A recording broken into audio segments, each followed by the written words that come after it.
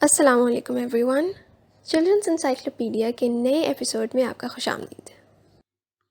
Childrens encyclopedia کی episode number 16 میں آج ہم پڑھیں گے ایک انتہائی خوبصورت انسیکٹ کے بارے میں جسے کہتے ہیں بٹرفلائی۔ بٹرفلائیز جو اپنے خوبصورت ڈیزائنز، خوبصورت رنگ اور بڑے بڑے پروں کی وجہ سے دوسرے انسیکٹ سے بہت مختلف دکھائی دیتی ہے۔ بٹرفلائیز کے یہ خوبصورت کلرز اور اس کے ڈیزائنز دراصل اس کے پروں پر موجود چھوٹے چھوٹے اسکیلز کی وجہ سے ہوتے ہیں۔ یہ چھوٹے چھوٹے اسکیلز جب ملتے ہیں تو بٹرفلائیز کے خوبصورت ڈیزائنز بناتے ہیں۔ ہر بٹرفلائی کے پاس 4 ونگز ہوتے ہیں جو ہمیں 2 دکھائی دیتے ہیں۔ بٹرفلائیز ان خوبصورت رنگوں کی وجہ سے اپنے آپ کو کیموفلاج کر سکتی ہے۔ یہ گارڈنز میں اور جنگل میں موجود پھولوں میں گھل مل جاتی ہے، جس کی وجہ سے دوسرے برڈز جو اس کا شکار کرتے ہیں یا دوسرے جانور جو اس کو کھانا چاہتے ہیں وہ اس کو تلاش نہیں کر پاتے۔ اسے کہتے ہیں کیموفلاج ہونا۔ ایک مدر بٹرفلائی جو ہے وہ بہت سارے انڈے دیتی ہے، لیکن عام طور پر وہ ان انڈوں سے نکلنے والے بچوں کو دیکھ نہیں پاتی ہے۔ بٹرفلائیز کے انڈوں سے چھوٹے چھوٹے کیڑے کی طرح کے بچے نکلتے ہیں جنہیں ہم جانتے ہیں، جنہیں ہم کہتے ہیں کیٹرپلرز۔ وہ بالکل بھی بٹرفلائی کی طرح کے نہیں دکھتے ہیں۔ عام طور پر موم بٹرفلائی جو ہے وہ اپنے انڈے کسی پھل میں یا کسی خوراک والی جگہ پر دیتی ہے تاکہ جو نئے کیٹرپلرز بنے انڈوں سے باہر نکلیں تو ان کے پاس کھانے کی بالکل کمی نہ ہو۔ یہ کیٹرپلرز آہستہ آہستہ بڑے ہوتے ہیں، اپنی خوراک کو کھاتے ہیں اور اس کے بعد پیوپا بن جاتے ہیں۔ یہ بٹرفلائیز کے بننے کی دوسری سٹیج کو بولتے ہیں۔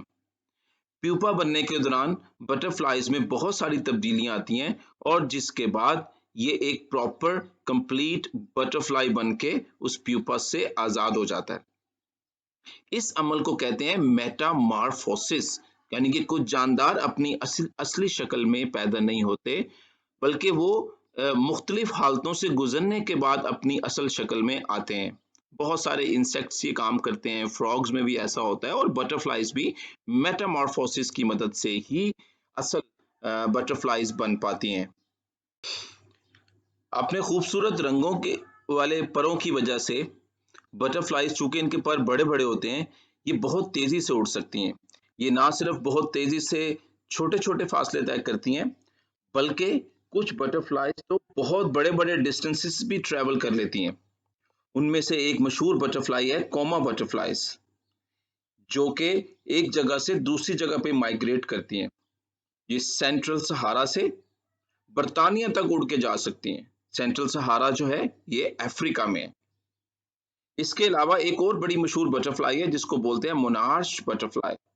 یہ وہ بٹرفلائیز ہوتی ہیں جو مائگریٹ کرتی ہیں کیلیفورنیا سے کینیڈا تک، یہ ہزاروں کلومیٹر کا ڈسٹینس ٹریول کر سکتی ہیں اور کبھی کبھی تو یہ اٹلانٹک اوشن پہ ٹریول کر کے برٹن یعنی کہ برطانیہ بھی پہنچ جاتی ہیں۔ اپنی خوراک کے لیے بٹرفلائیز جو ہیں وہ فلاورز کے نیکٹرز کے اوپر بھروسہ کرتی ہیں۔ فلاورز میں ایک فوڈ سے رچ گلوکوز سے رچ مٹیریل پیدا ہوتا ہے جسے کہتے ہیں نیکٹر۔ تو بٹرفلائیز اس نیکٹر کو حاصل کرنے کے لیے فلاورز تک اڑ کر آتی ہیں۔ اس کے علاوہ وہ اس نیکٹر کو حاصل کر کے نہ صرف اپنی خوراک کی کمی کو پورا کرتی ہیں بلکہ اس دوران وہ پلانٹس کی ریپروڈکشن یعنی کہ پولینیشن میں بھی مدد کرتی ہیں۔ اپنے خوبصورت رنگوں کی وجہ سے بٹرفلائیز کو کچھ پرابلمز کا بھی سامنا کرنا پڑتا ہے، خاص طور پر شہروں میں۔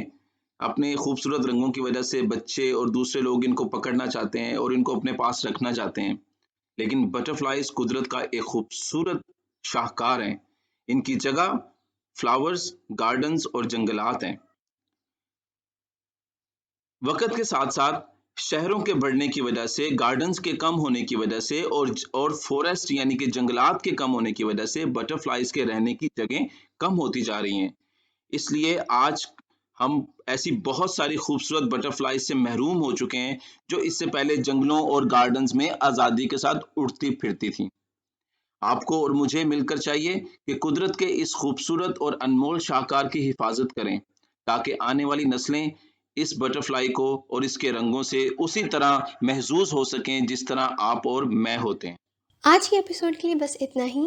اگر آپ کو ہماری ویڈیو اچھی لگی ہے تو پلیز اسے لائک کیجیے گا، اس کو شیئر کیجیے گا اور ہمارے چینل کو سبسکرائب کیجیے گا۔ انٹل نیکسٹ ٹائم، اللہ حافظ۔